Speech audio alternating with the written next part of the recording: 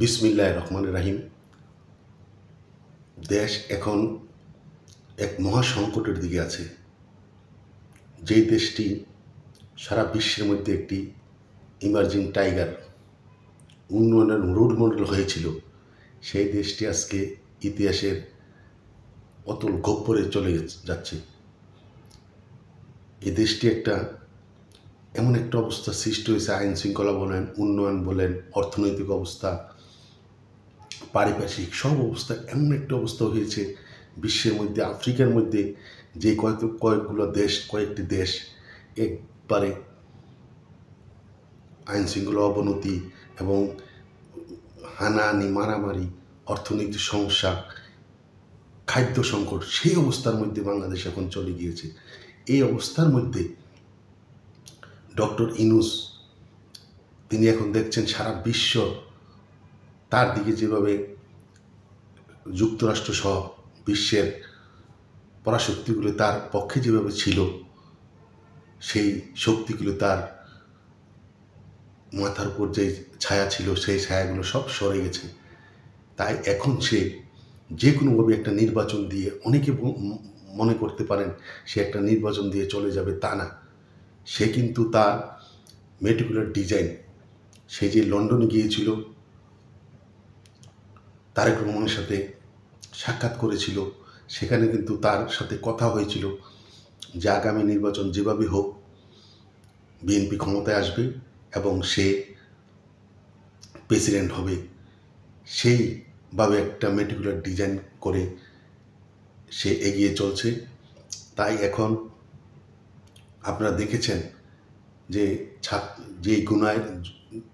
জুলাই সনদ নির্বাচনের পূর্বে গণভোট করে পাশ করানোর কথা ছিল, এটা কিন্তু যারা আন্দোলন করেছে বঙ্গবন্ধু কন্যা শেখ হাসিনার বিরুদ্ধে, তাদের ফাঁসি থেকে বাঁচানোর জন্য তারা যেই দেশে অরাজকতা করেছে এবং পুলিশ হত্যা করেছে, এই জুলাই 24-এর 5ই আগস্টের পূর্বে যেই অরাজকতা করেছে এবং জুলাই আন্দোলনের পর 5ই আগস্টের পর সারা বাংলাদেশে যে মেসাকার করেছে, তা থেকে বাঁচার জন্য তারা এই জুলাই সনদ গণভোটে পাশ করাতে চেয়েছিল এনসিপি, জামাত সহ ইসলামিক দলগুলা।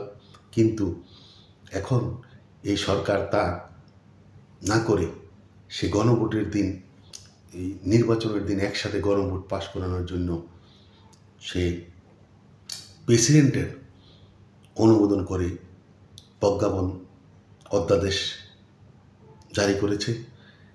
কিন্তু বিএনপি যেই উচ্চকক্ষর কথা ছিল এবং যেই দাবিগুলো ছিল, জুলাই সনদ যেভাবে বাস্তবায়িত হয়েছিল, তাকে পরিবর্তন করে ডক্টর ইউনূস প্রেসিডেন্ট থেকে অধ্যাদেশ জারি করেছে। কিন্তু এটাতে কোনোভাবেই বিএনপি মানার কথা না, জামাত মানার কথা না। কিন্তু এখন দেখা যাচ্ছে গতকাল রাত্রে বিএনপির স্থায়ী কমিটির যে মিটিং হয়েছে, ওখানে তারেক রহমানও বিদেশ থেকে স্কাইপে যোগ দিয়েছে। তারা শেষ পর্যন্ত চিন্তা করেছে যে আমরা প্রায় 1.5 বছরের উপরে আমরা নির্বাচনের জন্য আমরা যেই ইঁদুর বিড়াল খেলা চলছে তাদেরকে নিয়ে, তারা এখন বুঝে গেছে যে নির্বাচন তো আমরা করতে পারবো না, ক্ষমতায় আসতে পারবো না। 8 দল জামাত সহ ওরা বলছে যে সংবিধান অনুসারে 2029 সালে নির্বাচন হবে। তারা ভীত হয়ে এখন তারা আবার আরেকটি ভুল করছে। তারা এখন ডক্টর ইউনূসের যেই কালকে বক্তব্য দেওয়ার পর জাতির উদ্দেশ্যে, তারা এখন এই ইউনূসের সাথে তারা গলা মিলিয়ে বলছে যে আমাদের যেই দাবি ছিল তা পুরোপুরি মানা না হলেও আমরা সন্তুষ্ট মানা তারা দাবি মানছে। তারা গতকাল আমার ক্ষুদ্র জ্ঞানে মনে হচ্ছে তারা চিন্তা করেছে যে কোনোভাবে এই নির্বাচনটা হোক, নির্বাচন হওয়ার পরে যদি আমরা 200 সিটের পেয়ে যাই, তাহলে 200 সিট পেয়ে গেলে কোনোভাবে এই যত জুলাই সনদ বলে যা বলে তা বলে যত হয় যে তা আমরা মানতেও পারি না মানতে পারি, তারা মানবে না। আর যেই ধরনের নতুন নতুন অধ্যাদেশ জারি করেছে তা এগুলো তারা কোনো দিন মানবে না। তখন তারা ক্ষমতায় বসতে পারলে তখন তারা এগুলা ডিনাই করবে। ওই বলা আছে তারা যারা সংসদে আসবে, আসার পর 180 দিনের মধ্যে এই অধ্যাদেশ এবং জুলাই সনদ বাস্তবায়ন পাশ করে, সংসদে পাশ করে এটা সংবিধানে অ্যাটাচ করতে হবে। আমার মনে হয় না বিএনপি তা করবে। কেন?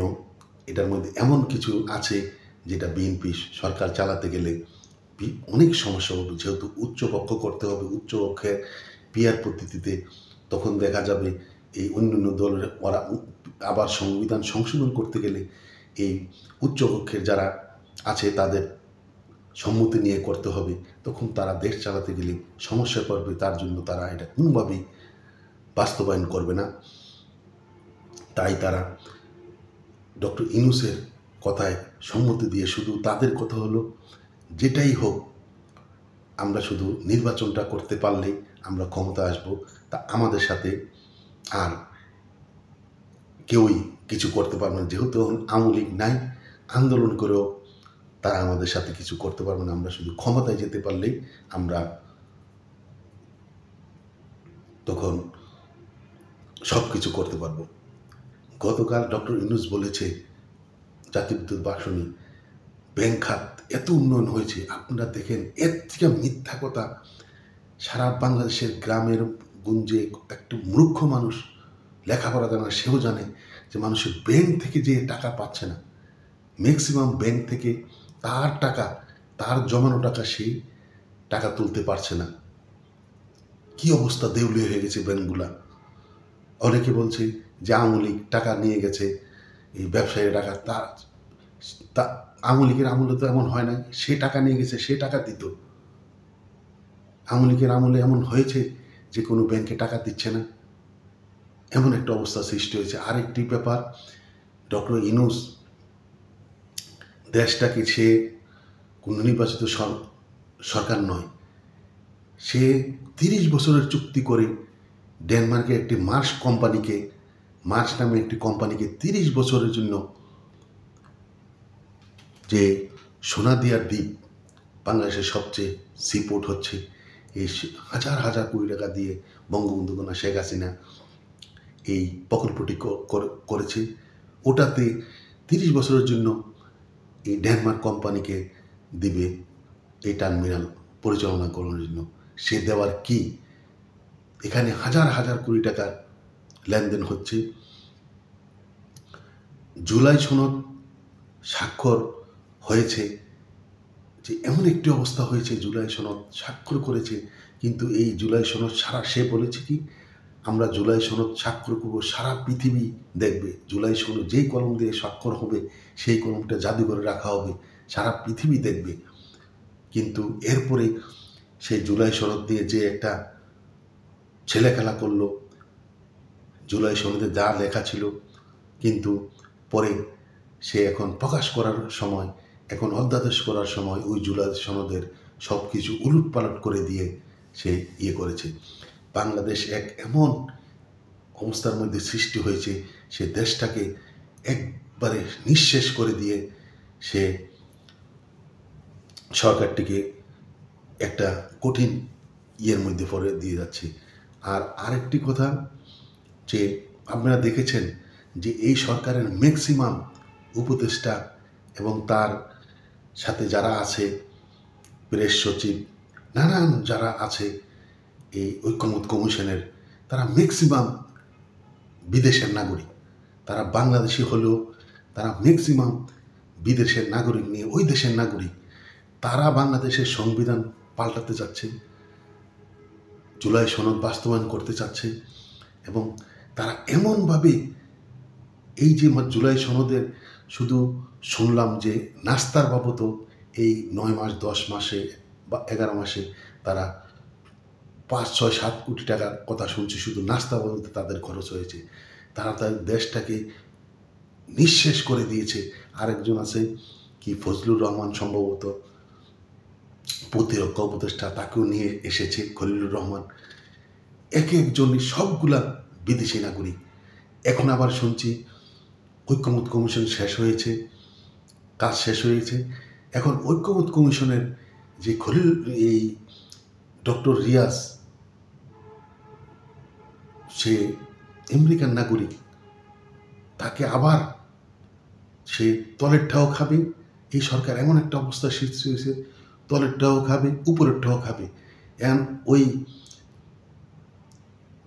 যে ডক্টর রিয়াজ রহমান, তার কাজ শেষ, তাকে আবার প্রধান উপদেষ্টার সচিব, এই বিশেষ সহকারী হিসাবে তাকে নিয়োগ দেওয়া হচ্ছে। দেশটাকে যে কি করছে এই যারা বিদেশি নাগরিক, এরা এসে এই অকর্মা এই উপদেশটাকে বসিয়ে দেশটাকে লুটে পুটে খাচ্ছে। দেশ যে একটা ইতিহাসের অতল গভীরে চলে যাচ্ছে। তাই ডক্টর ইউনূস, সে কিন্তু আমার মনে হয়, আমার ক্ষুদ্র জীবনের অভিজ্ঞতায় আমি বলতে পারি,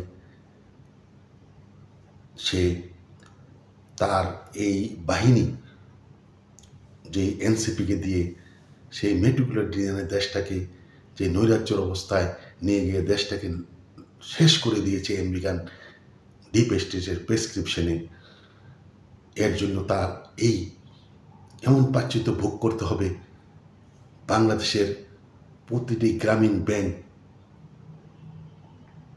অস্তিত্ব থাকবে না, এবং এই ডক্টর ইউনূস এবং তার সাঙ্গপাঙ্গরা একদিন আল্লাহর রহমতে আমরাই হয়তো বেঁচে থাকলে দেখে যাব তার এই দেশটাকে এই